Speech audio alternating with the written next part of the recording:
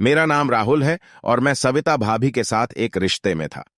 सविता भाभी एक बहुत ही सुंदर और आकर्षक महिला है जो हमेशा नए और रोमांटिक अनुभवों की तलाश में रहती है। एक दिन हम दोनों एक रोमांटिक चुंबन के बाद बातें कर रहे थे जब सविता भाभी ने मुझे बताया कि वह एक युवा लड़के से भी अफेयर चला रही है। मैं थोड़ा चौंक गया था, लेकिन फिर उसने मुझे बताया कि उस युवा लड़के को उसकी रोमांटिक जरूरतों का ख्याल रखने में बहुत मजा आता है।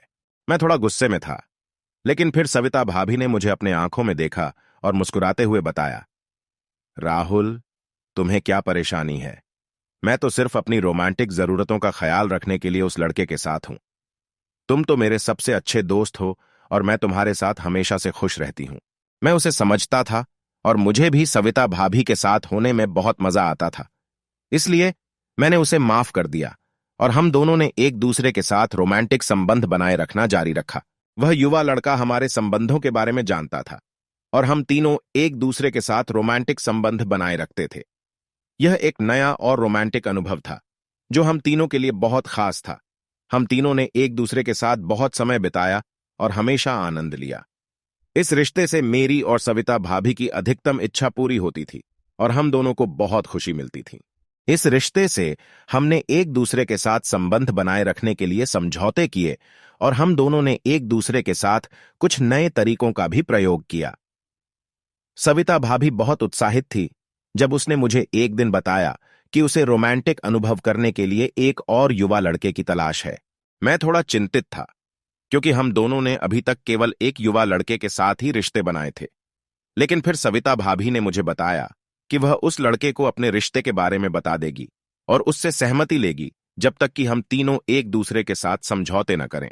मुझे थोड़ा दर्द हुआ क्योंकि मैं सोचता था कि हम दोनों के बीच यह रिश्ता खतरे में हो सकता है। लेकिन फिर मैंने सोचा कि इस रिश्ते से हमें एक नया अनुभव मिल सकता है और हम दोनों की संबंधों में नई ताकत आ सकती है। हम तीनों ने एक दूसरे से मिलकर बातें की और समझौते किए। हम दोनों ने सविता भाभी को उस लड़के को अपने रिश्ते के बारे में बताने की सलाह दी और वह उसे सहमति लेने में सफल रही। इस तरह से हम तीनों एक दूसरे के साथ रोमांटिक संबंध बनाए रखने के लिए सबसे बड़ी खुशी और खुलापन रखते थे।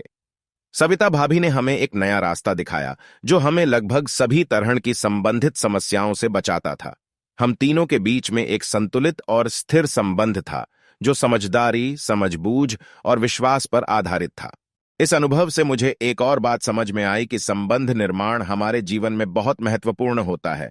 एक अच्छा संबंध हमें आनंद देता है, हमें समझदारी, समझबूझ और सहयोग के बारे में सिखाता है और हमें अगले संबंधों के लिए तैयार बनाता है। अंत में मैं यह कहना चाहूंगा कि जब हम एक संबंध बनाते हैं तो हमें समझदारी, समझबूझ और संवेदनशीलता से संबंध बनाने की जरूरत होती है।